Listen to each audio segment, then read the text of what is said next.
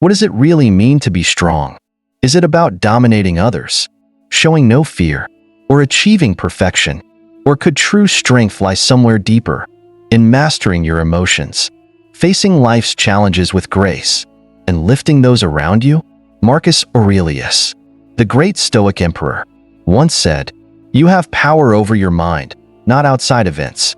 Realize this, and you will find strength." In today's video, we'll uncover 7 profound signs of inner strength inspired by Stoic philosophy, offering practical lessons to help you navigate life's trials with wisdom and resilience.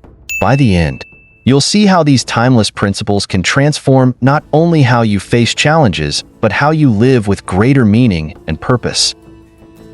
1. Emotional control, the calm within the storm. Life often unfolds in ways we do not anticipate. Imagine dedicating weeks, even months, to meticulously preparing for a significant project, only to encounter unexpected obstacles that threaten to unravel your hard work.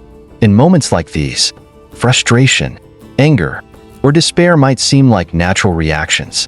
Yet, the Stoics teach us that strength is not found in succumbing to these emotions, but in choosing a thoughtful and composed response. Marcus Aurelius reminds us, if you are distressed by anything external, the pain is not due to the thing itself, but to your estimate of it. This profound observation invites us to examine how our perceptions shape our emotional responses. Emotional control, as understood by the Stoics, is not about denying or suppressing our feelings. Instead, it is about mastering them, guiding them with reason, and aligning them with our principles. When emotions surge like an unrelenting storm, the first act of wisdom is to pause. In that brief moment of stillness, ask yourself, is this within my control? Epictetus, another great Stoic thinker, teaches us it is not events that disturb us, but our judgments about them. This insight empowers us to focus on what lies within our sphere of influence while releasing attachment to what is not. From this moment of clarity, we can begin to see obstacles not as threats but as opportunities to exercise patience and resilience. To deepen this understanding, the Stoics encourage us to reflect daily on our experiences. As the day draws to a close, take a moment to consider when and how emotions may have clouded your judgment. What triggered those feelings? How might you respond differently next time? Seneca beautifully articulates this practice. The mind that is anxious about future events is miserable. By engaging in this nightly introspection, we train ourselves to face tomorrow's challenges with greater wisdom and calm. And yet, even with reflection, life's trials can feel overwhelming in the moment. This is when the Stoics offer us another invaluable tool, perspective. When faced with setbacks, ask yourself, will this matter a year from now? Or even a month from now? Such questions cut through the intensity of the present, revealing the fleeting nature of most difficulties. Heraclitus reminds us, no man ever steps in the same river twice, for it is not the same river, and he is not the same man. Each challenge, no matter how troubling, flows into the ever-changing stream of life, shaping us as it passes. By adopting these practices, we cultivate not a cold detachment, but a serene and enduring strength. It is this calm within the storm, a clarity of purpose and perspective that allows us to rise above the chaos. Mastering our emotions does not just help us navigate the trials of existence more effectively, it also brings us closer to the virtues of wisdom, courage, and temperance, the ideals the Stoics held as the highest achievements of a life well lived. 2. Taking responsibility, owning your path. Mistakes are an inevitable part of life. What truly shapes us, however, is not the errors we make, but how we choose to respond to them. Responsibility begins where excuses end. It demands that we confront our failures openly, offer genuine apologies, and commit ourselves to meaningful change. Seneca once observed, "Every new beginning comes from some other beginning's end." In this wisdom lies a powerful truth. Every misstep, every failure, is not a final verdict but a chance to recalibrate, to learn, and to grow. The Stoics urge us to see setbacks not as walls but as doors, waiting to be opened by our courage and accountability. Imagine a leader overseeing a pivotal project who misses a critical deadline, jeopardizing the entire team's success. Instead of shifting blame or justifying her oversight, she steps forward, takes full ownership, and works tirelessly to make amends. Her willingness to be transparent does more than resolve the issue. It inspires trust and galvanizes her team to rally behind her. This is what true accountability looks like: a combination of humility and resolve that transforms adversity into an opportunity for deeper connection and growth. Taking responsibility also means looking inward and understanding the role we play in shaping outcomes. Marcus Aurelius reminds us, "You have power over your mind, not outside events. Realize this, and you will find strength." When we acknowledge that our thoughts and actions are within our control, we begin to reclaim our agency. Mistakes, in this light, are not obstacles but milestones, markers of progress on the path to wisdom. Yet, accountability is not solely about addressing shortcomings. It also involves recognizing and celebrating success.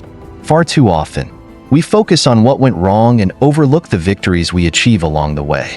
By acknowledging our accomplishments, we not only sustain our motivation but also cultivate gratitude, a virtue the Stoics cherish deeply. As Epictetus said, "He is a wise man who does not grieve for the things which he has not, but rejoices for those which he has." Responsibility, therefore, is a balance. It's about owning both the challenges and the triumphs of our journey. In embracing responsibility, we begin to take true ownership of our lives. The road ahead will not always be smooth, but it will be ours to navigate with resilience, humility, and a steady commitment to growth. And with each step forward, whether small or great, we shape a path that is uniquely meaningful and profoundly our own. 3. Facing fear, the courage to act. Fear has a way of creeping into our minds, weaving doubts and magnifying uncertainties. It tells stories of failure, exaggerates risks, and urges us to retreat.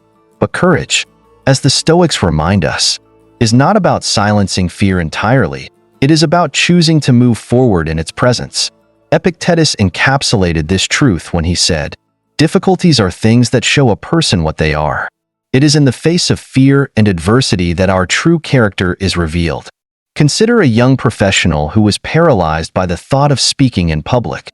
When invited to present at a prestigious conference, her instinct was to decline. The mere thought of standing before an audience brought waves of anxiety. But instead of yielding to fear, she accepted the challenge. Her voice trembled at first. Her hands shook, but she pressed on. With every sentence she uttered, her confidence began to build. The triumph lay not in the perfection of her delivery, but in her willingness to face what once seemed insurmountable. In that moment, she learned that courage is not the absence of fear, but the mastery of it. This idea that fear can be a guide rather than a hindrance is central to the Stoic approach to life. When fear arises, it signals areas of potential growth. Instead of fleeing, we can ask ourselves, what does this fear teach me about what I value? Marcus Aurelius advised, "You have power over your mind, not outside events. Realize this, and you will find strength." Fear, then, becomes an opportunity to strengthen the mind and refine our actions. The path to overcoming fear often begins with small, deliberate steps. Daunting challenges can be broken into manageable tasks, each one bringing us closer to the goal. For the young speaker, it might have started with practicing in front of a mirror, then presenting to a friend, before finally addressing an audience. Each incremental step builds a foundation of resilience. As Seneca observed, "He who is brave is free." Freedom comes not from the absence of obstacles, but from the courage to confront them. Equally important is acknowledging progress along the way. Fear often tricks us into focusing solely on what remains undone. But every small victory deserves recognition. Each step forward, no matter how modest, is a testament to our capacity for growth. In celebrating these moments, we reinforce the mindset that courage is a practice, not a one-time act. Ultimately, facing fear is about more than overcoming specific challenges. It is about cultivating the inner strength to embrace uncertainty and act with conviction. The The Stoics understood that fear is a natural part of life, but they also knew that within each of us lies the power to transcend it. By reframing fear as a signal for growth, taking small, deliberate steps, and honoring our progress, we transform it from a barrier into a catalyst for courage. It is this courage that enables us to live fully, to face life's uncertainties with grace, and to discover the depth of our own potential. 4. Embracing solitude, the strength in stillness. In a world saturated with noise and ceaseless activity, the act of stepping into solitude can feel almost rebellious. Yet, it is in moments of stillness that we come face to face with ourselves, unmasking truths that often go unnoticed amidst the clamor of daily life.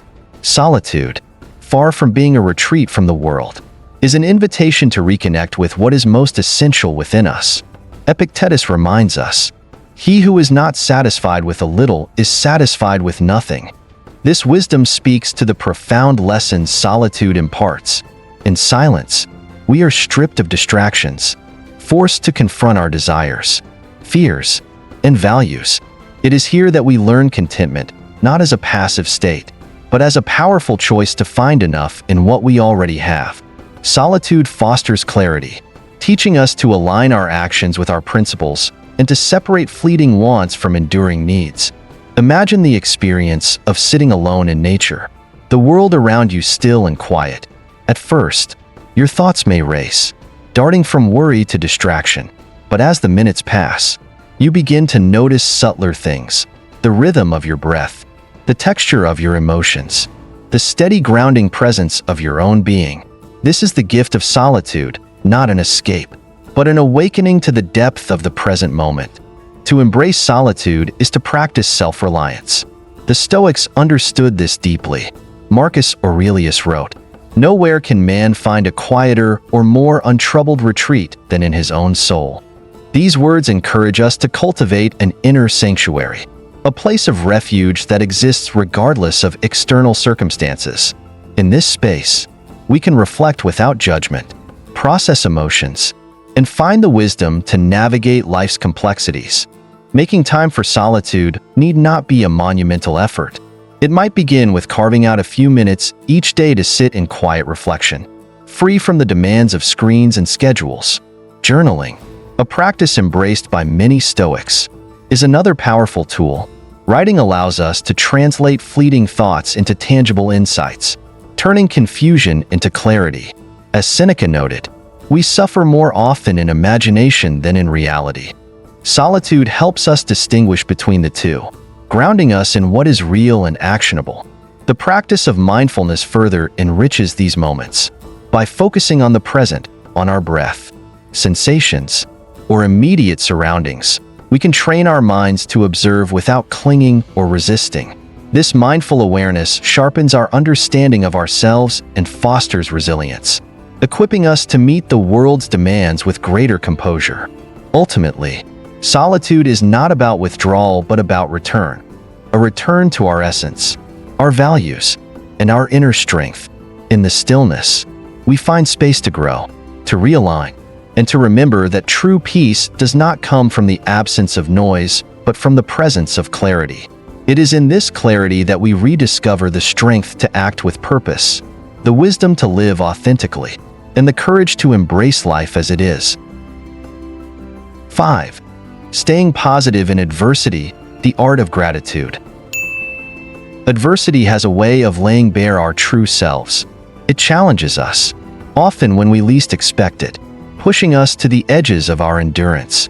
Yet, within these trials lies a profound opportunity, not just to endure, but to rise. To stay positive in the face of hardship is not to deny pain or difficulty. It is to cultivate the ability to find light amid the shadows and to choose growth over despair. Seneca captures this truth beautifully. A gem cannot be polished without friction, nor a man perfected without trials. This metaphor reminds us that challenges are not interruptions to our journey, but integral steps in our development. Just as friction reveals the brilliance of a gem, adversity shapes our character, fortifying resilience and illuminating our capacity for gratitude. Imagine someone facing a daunting personal loss or professional setback. The natural response might be anger, sorrow, or hopelessness. Yet, some individuals manage to find meaning even in the darkest moments. They choose to reflect on what remains instead of fixating on what is lost.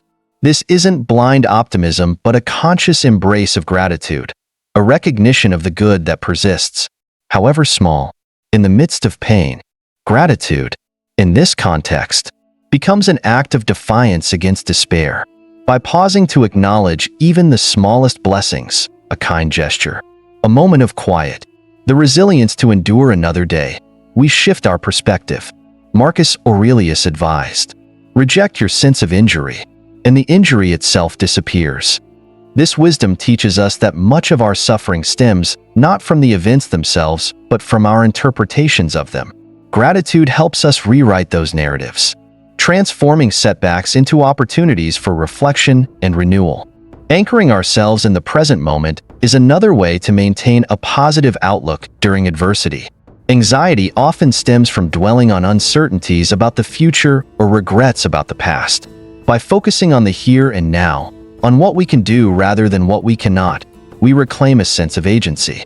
Epictetus reminds us, "Make the best use of what is in your power, and take the rest as it happens." This philosophy encourages us to embrace the moment as it is, finding purpose even in struggle. Reframing challenges is also a powerful tool. When setbacks arise, instead of seeing them as barriers, we can view them as stepping stones. Consider the story of a failed project or a missed opportunity. While the immediate reaction might be disappointment, these moments often carry hidden lessons. Each stumble forces us to adapt, to innovate, and to grow. As Marcus Aurelius observed, the impediment to action advances action. What stands in the way becomes the way. In this spirit, obstacles cease to be roadblocks and become integral parts of the path forward. By practicing gratitude, living in the present, and reframing challenges, we cultivate resilience, the kind that not only withstands adversity but thrives within it. Staying positive does not mean avoiding hardship but embracing it as a teacher. It is a practice of seeing beauty in imperfection, strength in vulnerability, and potential in every struggle. Through this lens, adversity becomes less a trial to be endured and more a crucible in which our truest, strongest selves are forged. 6. Setting boundaries, the shield of self-respect. In a world that often equates busyness with success, the ability to set boundaries becomes an act of quiet strength. It is not always easy to say no, especially when faced with the expectations of others or the fear of disappointing them. Yet, boundaries are essential. They are the lines that safeguard our energy, time, and focus, allowing us to dedicate ourselves fully to what truly matters. Epictetus offers timeless wisdom on this subject. Know first who you are, and then adorn yourself accordingly. This is a reminder that boundaries are not barriers, but reflections of self-awareness. They are an outward expression of our inner values and priorities, signaling to the world what we hold sacred. Setting boundaries, then, is not an act of selfishness but of self-respect, a commitment to honoring who we are and what we need. Consider a friend who found herself overwhelmed by constant demands from work, family, and social obligations. She felt exhausted, yet guilty at the thought of refusing anyone. Eventually, she realized that without setting limits, she was not only depleting her own energy, but also weakening her ability to nurture the relationships that mattered most. By learning to say no with kindness and clarity, she preserved her well-being and deepened the bonds that were truly meaningful. Her story illustrates that boundaries do not isolate us. They empower us to connect more authentically with others. To set effective boundaries, we must first identify what drains and replenishes us. This requires honest introspection. Ask yourself, what are the activities, people, or situations that leave me feeling exhausted? What brings me a sense of renewal? Marcus Aurelius reminds us, the soul becomes dyed with the color of its thoughts. By understanding what influences our mental and emotional state, we can make conscious choices to protect our inner peace. Communicating boundaries is equally crucial. A boundary unspoken is a boundary unenforced. Yet, expressing limits does not have to be confrontational. With clear yet compassionate communication, we can assert ourselves without alienating others. As the Stoics emphasize, kindness and firmness are not mutually exclusive. Seneca wrote, "If you wish to be loved, love." By respecting both our needs and those of others, we create space for mutual understanding. However, even the clearest boundaries may be tested. There will be times when others push back or challenge our limits. In these moments, standing firm becomes an exercise in resilience. Remember that respecting your own boundaries teaches others to respect them as well. As Epictetus advised, if you want to improve, be content to be thought foolish and stupid. The courage to uphold our boundaries, even when misunderstood, is a testament to our commitment to self-respect. Ultimately, boundaries are not about exclusion but intention. They allow us to protect what is most precious, our time, energy, and sense of self, so that we can offer the best of ourselves to the world. In saying no to what drains us, we say yes to what nourishes us. This is the shield of self-respect, a quiet, steadfast strength that ensures we live with purpose, authenticity, and balance. 7. Lifting others, the strength of community. Strength, when fully realized, is not a solitary endeavor. It finds its greatest expression in the ways we uplift and empower those around us. True resilience lies in recognizing that we are part of something larger, a web of connections where every action we take has the potential to inspire, encourage, and elevate others. Supporting one another is not merely an act of generosity, but a cornerstone of building a meaningful and resilient community.